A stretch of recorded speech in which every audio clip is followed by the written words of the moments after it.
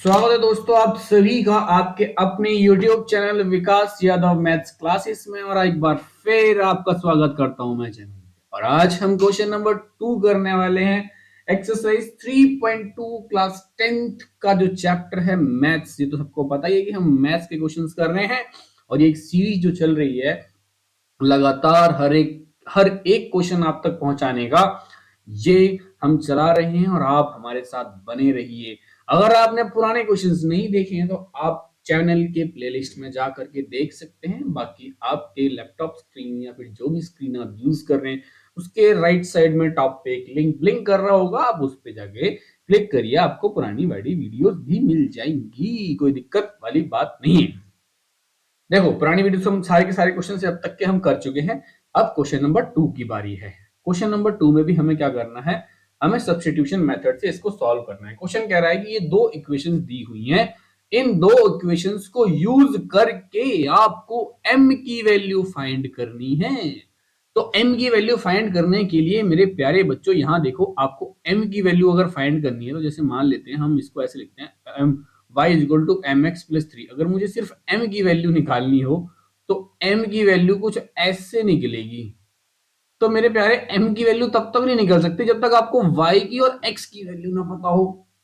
यह बात आपके क्लियर दिमागों में घुस रही होगी। जब तक आपको y और x की वैल्यू नहीं पता होगी आप m की वैल्यू नहीं निकाल सकते। तो पहला काम यह होना चाहिए कि इन दोनों इक्वेशंस का प्रयोग करके हम x और y की वैल्यू निकालें, फिर बाद में जाके वो वैल्यूज निकालें। चलो, तो जैसा कि अब आपके दिमागों में कॉन्सेप्ट घुस गया होगा कि कैसे कैसे क्वेश्चन को करना है, तो पहली इक्वेशन को मान लेते हैं हम। पहली इक्वेशन ओ वही तो मानेंगे। तो और दूसरी इक्वेशन को मान लेते हैं हम दूसरी equation. This is your first and this one is your second. And second step जो हमारा होता है वो होता है किसी एक इक्वेशन को सेलेक्ट करके उसे अरेंज करना। तो मेरा मन कहता है कि मैं तो भैया पहली वाली को करूंगा अरेंज। तो अगर मैं पहली वाली को अरेंज करूंगा तो ये कुछ ऐसी हो जाएगी जहां तक मुझे लगता है। और जब ये ऐसी हो जाएगी तो मैं इसको मान लूंगा थर्ड इक्वेशन। एंड फिर हम सबको पता है कि उसके बाद हमारा भौकाल शुरू होता है सब्स्टिट्यूशन का। सब्स्टिट्यूट करेंगे अब वैल्यू को, सब्स्टिट्यूटिंग थर्ड इक्वेशन। अब ये तो आपको पता ही है, जिससे अरेंज किया है उस वाली इक्वेशन में सब्स्टिट्यूट नहीं कर सकते, उससे अलग जो दूसरी इक्वेशन है उसमें सब्स्टिट्यूट करना पड़ेगा। तो इसका मतलब ये है कि हम उसको थर्ड इक्वेशन को सेकंड इक्वेशन में सब्स्टिट्यूट करेंगे। सेकंड इक्वेशन जो है हमारे पास वो है 2x माइनस 4y बराबर माइनस के 24। अब यहाँ x की वैल्यू को पुट कर देना है। सिर्फ x की वैल्यू हमने की पुट, देन उसकी बाद क्या है मेरे प्यारे, इसके बाद 4y है माइनस के 24 है।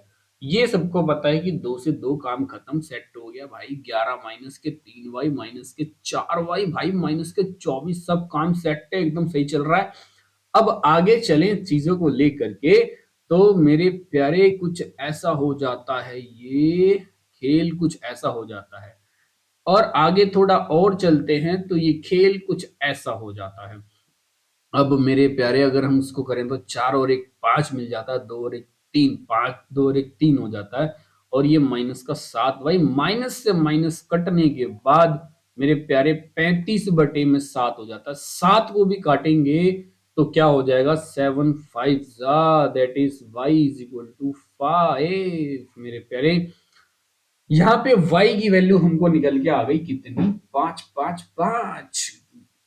अब इस y की वैल्यू को कहीं ना कहीं सब्स्टिट्यूट करना पड़ेगा, वही अपना सब्स्टिट्यूट का भौकाल। इसको करेंगे हम substitute, substituting the value of y in third equation. Third में हम इसको सब्स्टिट्यूट करेंगे। थर्ड इक्वेशन क्या थी हमारी, थर्ड इक्वेशन थी x इज इक्वल टू कितनी है, x is equal to 11 minus 3y है। तो y की जगह पे तो अब हमको 5 रखना पड़ेगा, अपॉन में 2 हो जाएगा। तो आपको पता है 5 तिया 15 होता है, 11 में से 5 तिया 15, अब ये घट जाएगा तो हो जाएगा -4/2। आप काटेंगे इसको तो आ जाएगा आपका -2। तो यहां से हमको ये समझ में आया कि x की वैल्यू है कितनी। x की वैल्यू है आपके पास -2 एंड y की वैल्यू है 5। x की वैल्यू है -2 और y की वैल्यू है 5। बहुत बढ़िया। अब जैसे ही ये बात हमको पता लगी मेरे प्यारे, यहाँ पे देखो ध्यान से, m की वैल्यू हमने ऑलरेडी निकाल रखी है। हमको लिखना है direct m is equal to y minus 3/x। Simple. अब y की वैल्यू रख दो यहाँ पे 5 - 3, और अब x की वैल्यू भी रख दो। x की वैल्यू कितनी है? -2। 5 में से 3 गए, बच गए 2। 2 में भी भैया -2 है। अब आंसर आ गया -1। तो मेरे प्यारे बच्चों m की वैल्यू भी आ गई कितनी?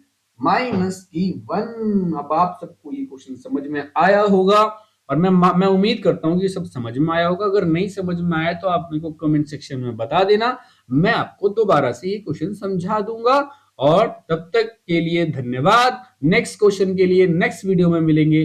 तब तक के लिए टेक केयर, बाय बाय, जय हिंद, जय भारत।